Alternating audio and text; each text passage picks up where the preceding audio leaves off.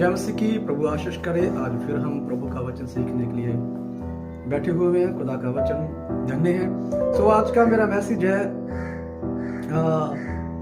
ना कि अकेला मसीह के लिए है, बाइबल में से है, लेकिन ये वचन जो आज की शिक्षा है, जो उस हर एक इंसान के लिए जो संघर्ष करता है, मेहनत करता है, बहुत सख्त मेहनत करता है, बहुत अधिक परिश्रम करता है, उनके लिए है। उन लोगों तक जरूर एक पवित्र वचन को पहुंचाए, ना कि वो बाइबल का वचन सुनकर, ना कि ईसाइयों का वचन सुनकर, बल्कि अपनी संघर्ष की ओर देखते हुए, अपनी मेहनत को देखते हुए इस चीज पर गौर करे, ध्यान करे पवित्र बाइबल में से। क्योंकि बाइबल एक ऐसा ग्रंथ है जिसमें सब कुछ मिलता है, सब कुछ, अच्छा बुरा, हर एक जो संसार में हो रहा है, घट रहा है, खाने का, पहनने का, देखने का, चलने का, लेटने का, हर एक चीज बाइबल में से मिल जाती है।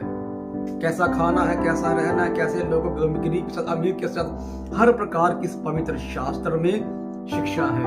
इसलिए हम इसे समंदर कहते हैं। जितना भी ढूंढ ले, जितना भी बारीकी में चल जाए, जितना भी नीचे चल जाए, और कुछ ना कुछ मिलता ही रहता है। सो आज का वचन हम देखेंगे उपदेश की किताब, हिंदी में सपोपदेशक और पंजाबी में उपदेश कहते हैं, उपदेश की पोथी कहते हैं। सपोपदेश किताब 2 अध्याय, उसका हम 22 वचन देखेंगे। लिखा हुआ है, मनुष्य जो धरती पर मन लगा कर परिश्रम करता है, उससे उसको क्या लाभ होता है। उसके सब दिन तो दुखों से भरे रहते हैं और उसका काम खेत के साथ होता है। रात को भी उसका मन चैन नहीं पाता, ये भी व्यर्थ ही है। सो जो उपदेश किताब, जो सपोपदेश किताब है, इसमें हम एक अध्याय पढ़ सकते हैं। प्रभु का महान दास कहता है, व्यर्थ व्यर्थ व्यर्थ। जो इंसान पैदा होता है, बहुत सी बातें जो व्यर्थ व्यर्थ व्यर्थ कहता है, जो संसार में होता है उसे व्यर्थ व्यर्थ कहता है। यहाँ पर मनुष्य की मेहनत को देखता है, मनुष्य के संघर्ष को देखता है, जो धरती पर करता है, जो पृथ्वी पर मेहनत करता है। उस पर प्रभु के अभिषिक्त ने ध्यान लगाया और उसको जाहिर किया अपने कि मनुष्य कितनी मेहनत करता है, कितना संघर्ष करता है। कहता है, मनुष्य जो धरती पर मन लगा कर क्या करता है, मेहनत करता है, परिश्रम लिखा हुआ है, परिश्रम करता है, उससे क्या लाभ होता है, क्या लाभ होता है, पैसा मिलता है। हम राजमिस्त्री की ओर देखें तो कितना बुद्धि से वो एक घर को बना देता है। जहां हम एक प्लम्बर को देखें तो कितनी बुद्धि से काम करता है। या किसी भी कारीगर को देखें, किसी की कारीगर को, चाहे गाड़ी बनाने वाला कारीगर हो, चाहे घर बनाने वाला कारीगर हो, या किसी भी प्रकार का कारीगर हो, तो कितनी बुद्धि से नई टेक्नोलॉजी निकाल कर वो काम करता है। खास करके मैंने देखा हुआ है जो एक नक्शा पास करते हैं, है ना, कितनी सारी दिमाग लगाते हैं। पुराने समय मिस्त्री कैसे कैसे कोठी बनाते थे, बंगला बनाते थे। तो बाइबल कहता है, मनुष्य जो धरती पर मन लगा कर परिश्रम करता है, उससे उसको क्या लाभ होता है। क्या लाभ होता है? पैसा मिलता है।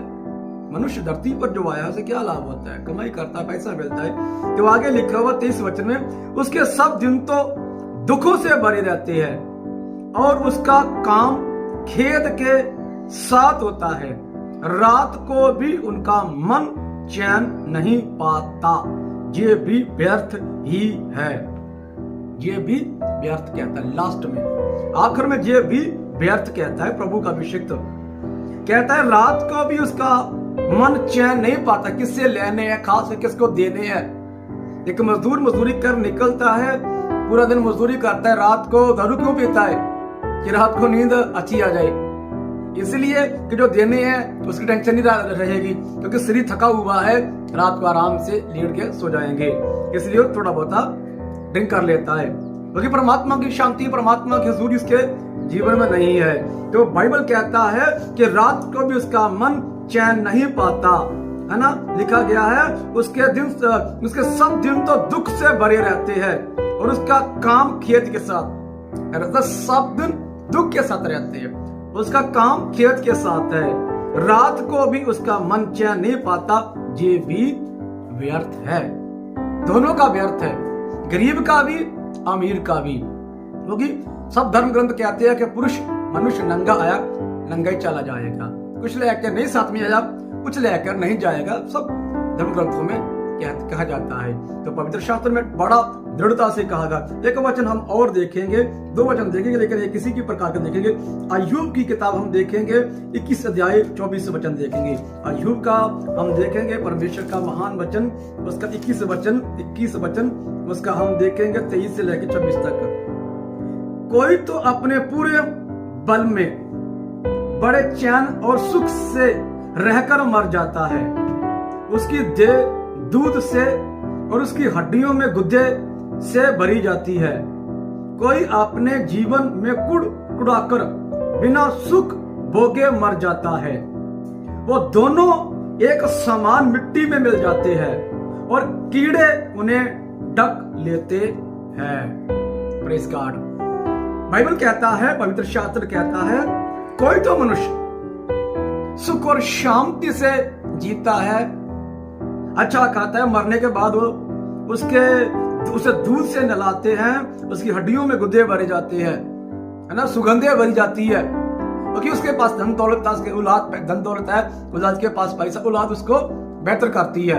तो बाइबल कह रहा है कि गुद्दे उसकी हड्डियों भरी जाती है, और कोई मनुष्य जीवन में कुड़कुड़ाकर बुड़बुड़ाकर जीता है ना, झगड़े के साथ, दुखी के साथ, तकलीफ के साथ जीता है, कुड़कुड़ा के बुड़बुड़ा के जीता, दोनों मर जाते हैं, लेकिन जाते एक ही स्थान पर, कब्रिस्तान एक ही है, दफनाने का जलाने का स्थान एक ही है।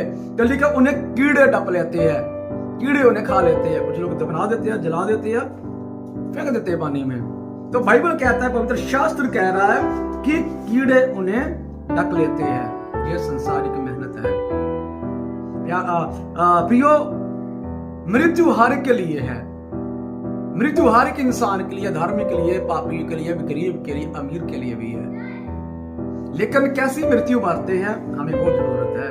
बाइबल कहता है कि मनुष्य जो पृथ्वी पर मन लगा कर करता है, उसे क्या लाभ होता है? कुछ भी लाभ नहीं होता, नंगा आया नंगा ही लौट जाएगा। वो उसके रात को भी चैन नहीं मिलता, ये भी व्यर्थ है।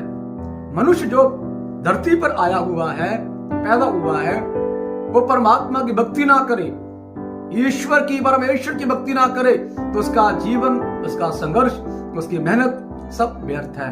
उसका पैदा होने से लेकर मृत्यु तक वो अकेला ही होता है। परमात्मा के साथ ना हो तो अकेला ही होता है। इसलिए हम बाइबल में लास्ट एक और वचन देखेंगे, इसलिए पहले बोलते हो सकते। पहला कुरिन्थियों की किताब 15 अध्याय उसका 58 वचन देखेंगे। लिखा हुआ, इसलिए है मेरे प्रियो भाइयों, दृढ़ और अटल रहो और प्रभु के काम में सर्वदा बढ़ते जाओ, क्योंकि ये जानते हो कि तुम्हारा परिश्रम प्रभु में व्यर्थ नहीं है। Praise God. प्रभु का महान संत पौलुस कहता है, ये मेरे प्यारे भाइयों, दृढ़, मेरे प्रियो भाइयों, अटल रहो, प्रभु के काम में सर्वदा बढ़ते जाओ, क्योंकि ये जानते हो कि तुम्हारा परिश्रम, तुम्हारी मेहनत प्रभु में व्यर्थ नहीं है।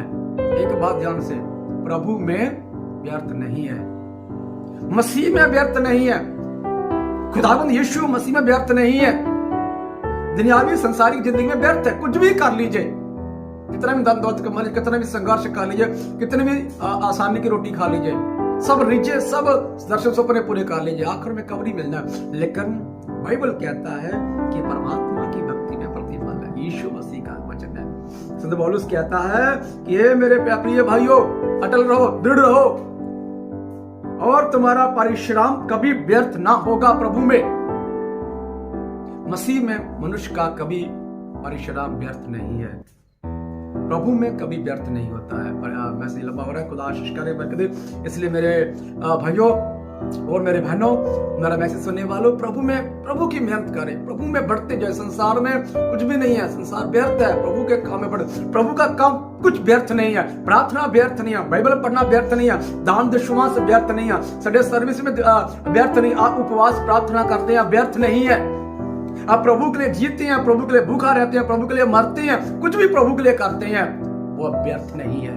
पर जो संसार के लिए, संसार में जो करते हैं व्यर्थ ही है, कोई उसका प्रतिफल देने वाला नहीं। कोई जहां तक कि हम बच्चों के लिए करते हैं, बच्चों जब बड़े बच्चे कहते हैं तुम्हारे लिए हमने ऐसा किया वैसा किया, कहते हैं सब करते हैं, तुमने अलग किया हुआ है। तो ये हमें सुनने के लिए मिलता है। तो अच्छा है, प्रभु में मेहनत करें, प्रभु में हम आशीष हो जाए। गॉड ब्लेस यू, खुदा आशीष दे।